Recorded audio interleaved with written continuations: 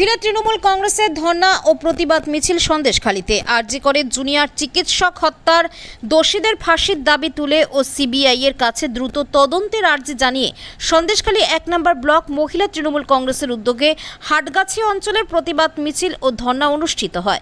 কয়েক হাজার মহিলাদের সঙ্গে নিয়ে গাজীখালী থেকে হাটগাছি উচ্চ বিদ্যালয় পর্যন্ত প্রতিবাদ মিছিল হয়। মিছিলে পা মেলায় হাজার হাজার তৃণমূল কংগ্রেসের নেতা কর্মী ও সমর্থকেরা। পাশাপাশি এদিন হাটগাছি উচ্চ বিদ্যালয়ে ধর্ণা ও অবস্থান বিক্ষোভ করতে দেখা যায় মহিলা তৃণমূল কংগ্রেসের নেত্রী ও সমর্থকদের। উপস্থিত ছিলেন বসিরহাট সাংগঠনিক জেলার মহিলা তৃণমূল কংগ্রেসের সভানেত্রী অর্চনা মৃধা, সন্দেশখালী ১ নম্বর ব্লকের সভানেত্রী তথা সন্দেশখালী পঞ্চায়েত সমিতির সভাপতি সবিতা রায়, হাটগাছি অঞ্চলের অঞ্চল সভাপতি কাদের মোল্লা, বয়ারমারি ১ নম্বর গ্রাম পঞ্চায়েতের প্রধান প্রতিনিধি ওয়াহিদ ঢালি সহ পঞ্চায়েত সমিতির সকল কর্মাধ্যক্ষ সদস্য, গ্রাম পঞ্চায়েতের প্রধান, পঞ্চায়েত সদস্য সহ সকল স্তরের নেতা কর্মী ও সমর্থকেরা। যদিও এই সভায় সন্দেশখালীর বিধায়ক সুকুমার মাহাতো উপস্থিত ছিলেন না।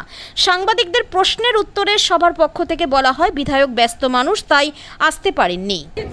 ২৪ লোকসভা নির্বাচনে যে সন্দেশখালী মহিলাদের নিয়ে যেভাবে কুৎসা রটনা করা হয়েছিল, মহিলারা কিন্তু আজকে তার যোগ্য জবাব দিয়েছে। আজকে অবস্থান বিক্ষোভে তারাও এটাও বেরিয়ে এসেছে যে নারীর যে সম্মান, সেই সম্মান রক্ষার্থে আমরা কিন্তু রাস্তায় তারা নেমেছে।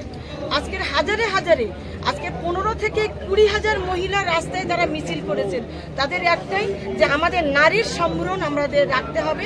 আজকে যেভাবে বিজেপি তাদের সম্বরণ হানি করেছিল, যেভাবে মিডিয়া সোশ্যাল মিডিয়া তারা দেখিয়েছিল যে ২০০০ টাকার বিনিময়ে যেভাবে তারা প্রত্যেকটা মহিলাকে যেভাবে ব্ল্যাঙ্ক সাদা কাগজে সই করিয়ে নিয়ে যে তাদেরকে ধর্ষণ করা হয়েছে, আজকে তারা প্রমাণ করিয়ে দিয়েছে এভাবে মহিলারা বেরিয়ে যে এটা সঠিক নয়, এটা মিথ্যা।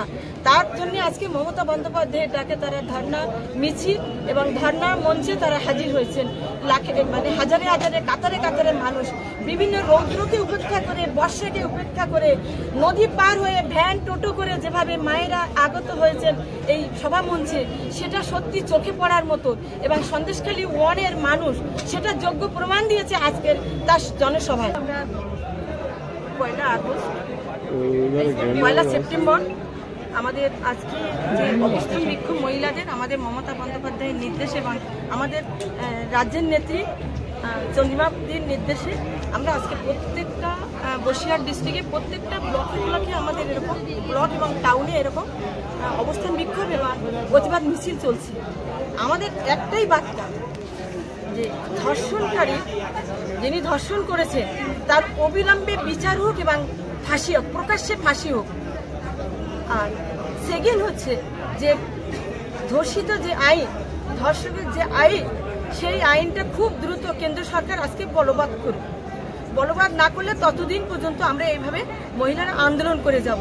কারণ আজকে সিবিআই এর কাছে আজকে 14 দিন হলো, সিবিআই আজকে নিয়ে তদন্ত করে করে আজকে তদন্তের নাম করে বিজেপি এবং সিপিএম বিভিন্নভাবে আন্দোলন করছে। তারা ভাবছে যে এই আন্দোলনের মধ্যে আমরা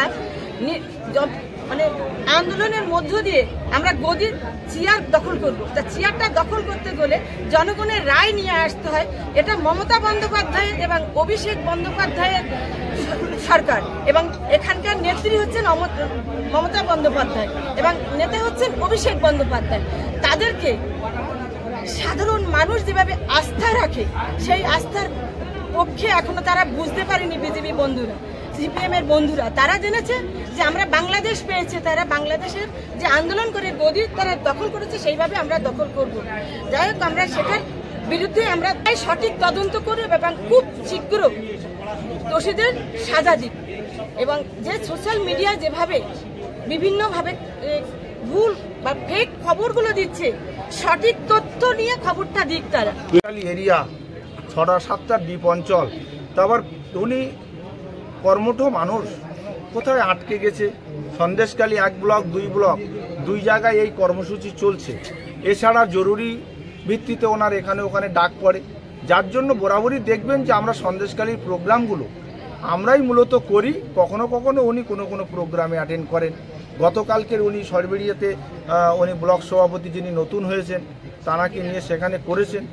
সেখানে আপনারা দেখেছেন আর আজকের আমাদের সভাপতি সবিতা রায় এবং আমাদের দিদি এসছেন, আমাদের সকল প্রধানগণ, অঞ্চল সভাপতিগণ উপস্থিত আছেন, পঞ্চায়েত সমিতির সমস্ত কর্মাধ্যক্ষ, সদস্যা, অঞ্চল সভাপতি, যুব, মহিলা সকলে কাঁধে কাঁধ মিলিয়ে আজকের এই সভায় উপস্থিত হয়েছে। যখন আন্দোলন হয় তখনও আমরা বলেছি, আমরা এখনো বলছি, সন্দেশখালীর কিছু পিছিয়ে পড়া সম্প্রদায়ের মানুষ যাদেরকে টাকার বিনিময়ে ঝাঁটা লাঠি নিয়ে রাস্তায় নামিয়ে দিয়েছে, এবং একই মহিলা যারা সন্দেশখালী বিক্ষোভ দেখাচ্ছে, সেই মহিলা জেলেখালিতে বিক্ষোভ দেখাচ্ছে, সেই একই মহিলা বেড়মজুর ওয়ানে এসে বিক্ষোভ দেখাচ্ছে, লাগাতার যে অন্য অঞ্চলে বিক্ষোভ চলছে তা নয়, একই মহিলা বিভিন্ন জায়গায় দেখছে, যাদের 2000-5000 টাকার বিনিময়ে পথে নামিয়ে দিয়েছিল বিজেপি।